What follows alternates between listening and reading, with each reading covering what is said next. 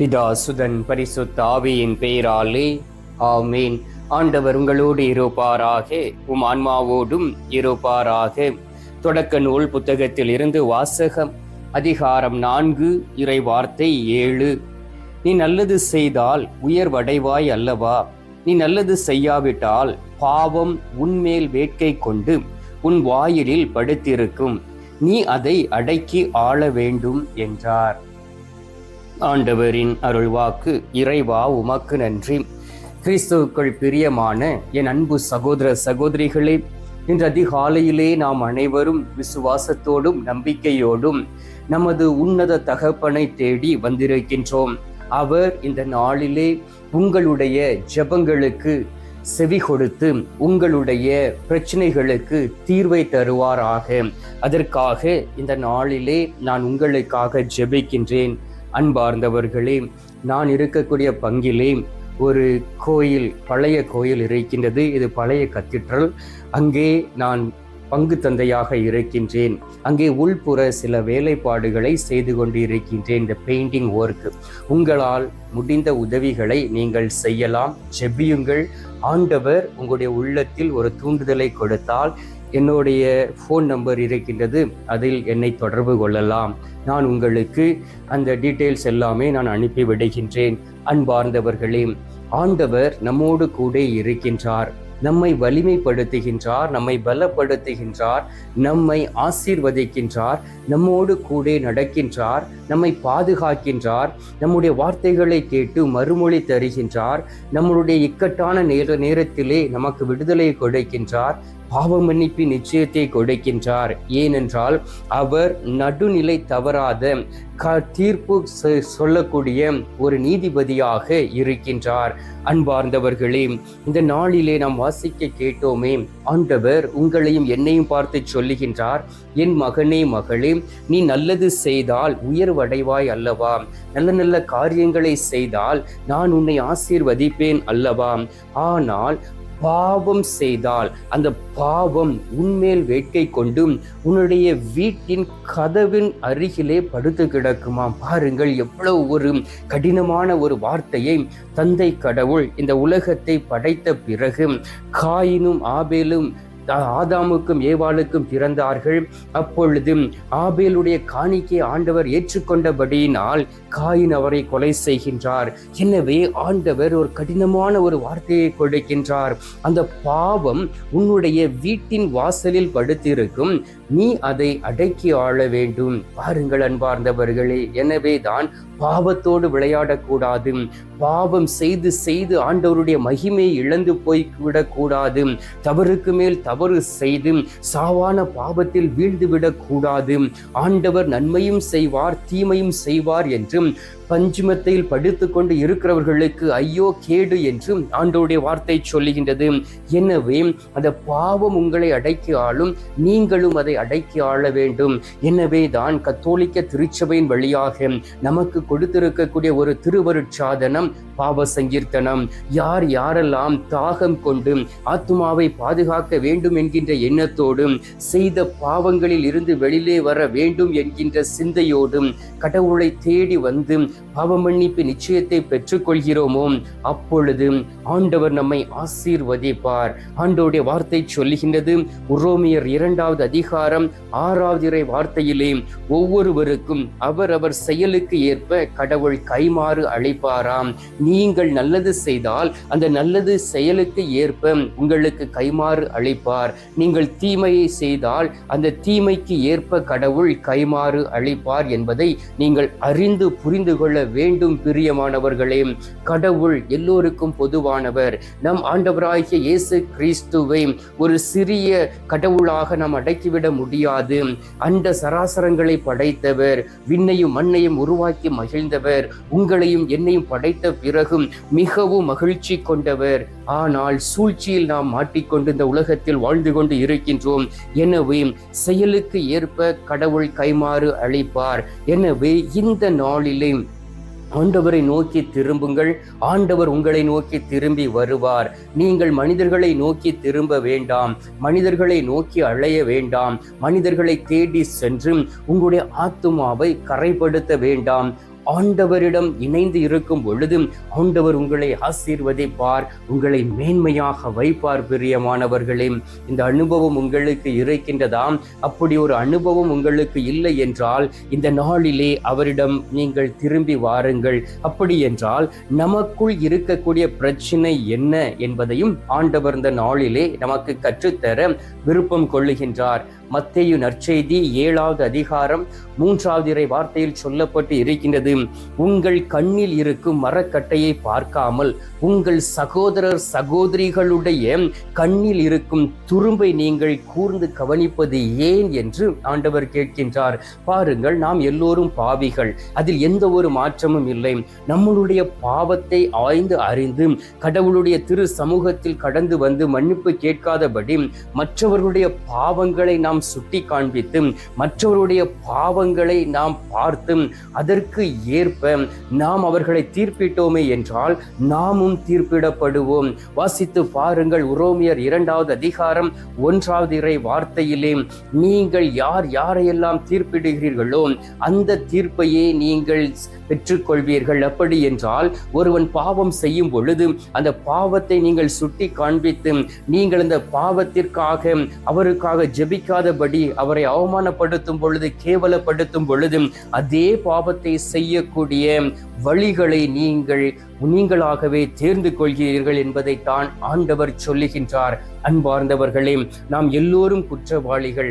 ஒரு நாள் நாம் எல்லோருமே ஆண்டவருடைய இருக்கைக்கு முன்பாக நிற்க வேண்டும்.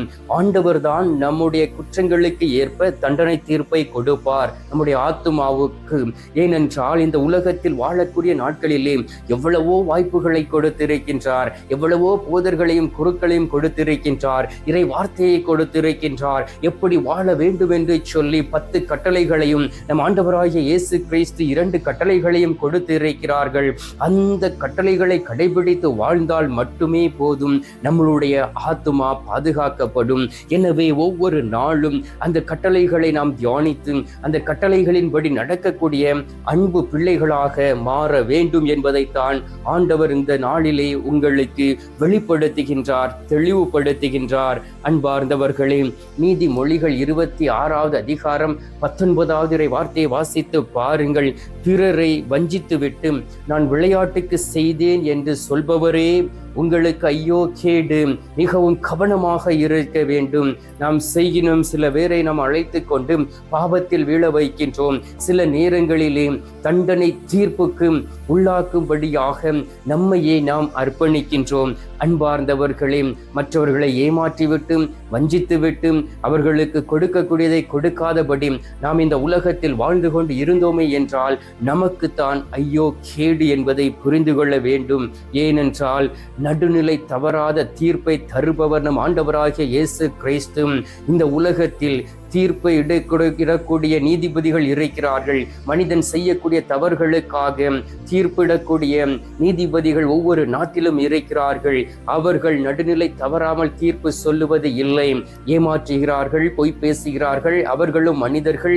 அவர்கள் அந்த இடத்திலே அவர்களை கவர்மெண்ட் அப்பாயின்மெண்ட் செய்து அந்த தீர்ப்பிடும்படியாக அவர்களோடு கூட இருக்கின்றது. ஆனால் நம் ஆண்டவராகிய இயேசு கிறிஸ்து நம்முடைய உள்ளத்தை ஆய்ந்தறிந்து பார்க்கின்றார். நமக்குள் இருக்கக்கூடிய நம் ஆண்டவராகிய இயேசு கிறிஸ்து நாம் செய்யக்கூடிய காரியங்களை பார்த்து நமக்கு துணை செய்ய அவர் காத்திருக்கின்றார். ஆனால் நாம் அவரை தேடி வராதபடி நாம் சாத்தானுடைய கரங்களிலே வீழ்ந்து விடுகின்றோம். எனவேதான் நீ நல்லது செய்தால் உயர்வடைவாய் அல்லவா? நீ நல்லது செய்யாவிட்டால் தீமை உன்மீது வேட்கை கொண்டு உனது வீட்டின் வாயிலிலே படுத்திருக்கும். நீ அதை அடக்கி ஆள வேண்டும் என்று வார்த்தை கொடுக்கின்றார். எனவே இந்த நாளிலே நாம் நம்மையே புரிந்து கொண்டு நம்மை ஆண்டவரிடம் ஒப்பு கொடுத்து யாரையெல்லாம் தீர்ப்பிட்டோமோ அதற்காக நாம் ஆண்டவரிடம் மன்னிப்பு கேட்க நம்மையே தயாரித்து நல்லதொரு பாவ சங்கீர்த்தனம் இந்த நாட்களிலே நாம் செய்வோம். ஏனென்றால் நாம் உபவாச நாட்களுக்குள் இருக்கின்றோம். இந்த நாட்கள் ஆண்டவர் நமக்கு ஆசீர்வதித்து கொடுத்திருக்கக்கூடிய நாட்கள். இந்த 40 நாட்களிலுமே ஆண்டவருடைய சமூகத்தில் அமர்ந்து ஜெபிக்க ஆண்டவர் உங்களை அழைக்கின்றார். அன்பார்ந்தவர்களே, நல்ல மனமாற்றத்தை பெற்றுக்கொள்ளும்படியாக இந்த நாளிலே நாம் ஆண்டவரிடம் மன்றாடுவோம். எங்கள் பரலோக தந்தையே, இயேசு கிறிஸ்துவே, தூயனல் ஆவியே, தகப்பனே, இந்த அருமையான காலை பொழுதிற்காக உமக்கு நன்றி சொல்லி உம்மை துதிக்கிறோம் அப்பா.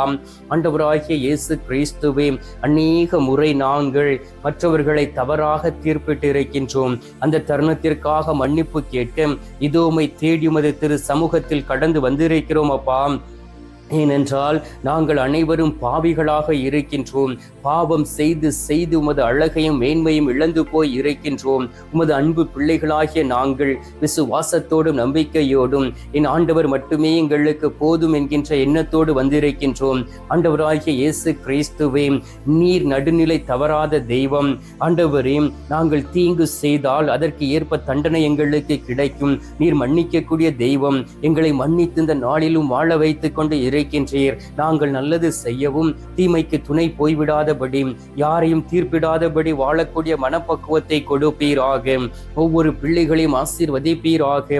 இதோமை தேடி வந்து, ஐயோ நான் தவறான தீர்ப்பிட்டு இருக்கின்றேனே, மற்றவர்களை அவமானப்படுத்தி இருக்கின்றேனே, கேவலப்படுத்தி இருக்கின்றேனே, மற்றவருடைய குடும்பத்தை கெடுக்க சூழ்ச்சி செய்திருக்கின்றேனே, மற்றவர்களை ஏமாற்றி பணத்தை பறித்திருக்கின்றேனே, இந்த பாவங்களில் இருந்தெல்லாம் எனக்கு விடுதலை உண்டா என்று சொல்லி உம்மை நோக்கி கண்ணீரோடு ஜெபிக்கக்கூடிய ஒவ்வொரு பிள்ளைகளையும் கருணை கண் பார்ப்பீராக.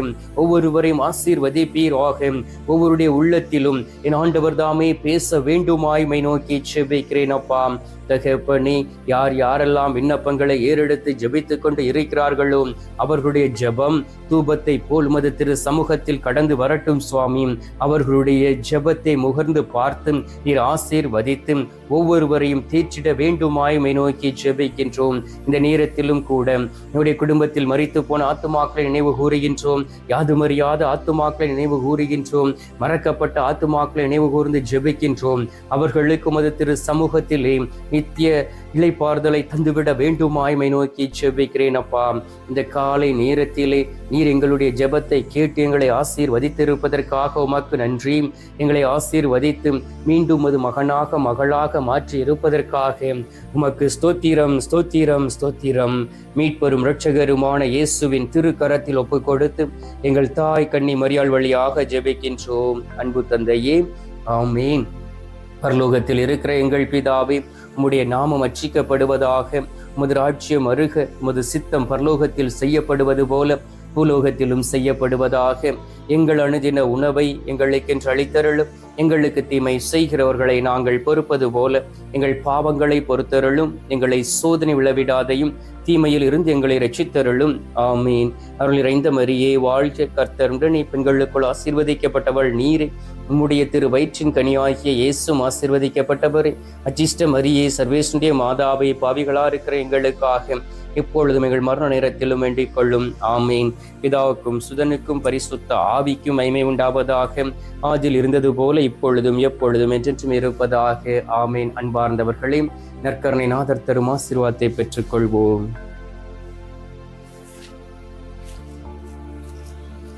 எல்லாம் வல்ல இறைவன் பிதா, சுதன், பரிசுத்த ஆவி உங்களை ஆசீர்வதிப்பாராக. ஆமீன்.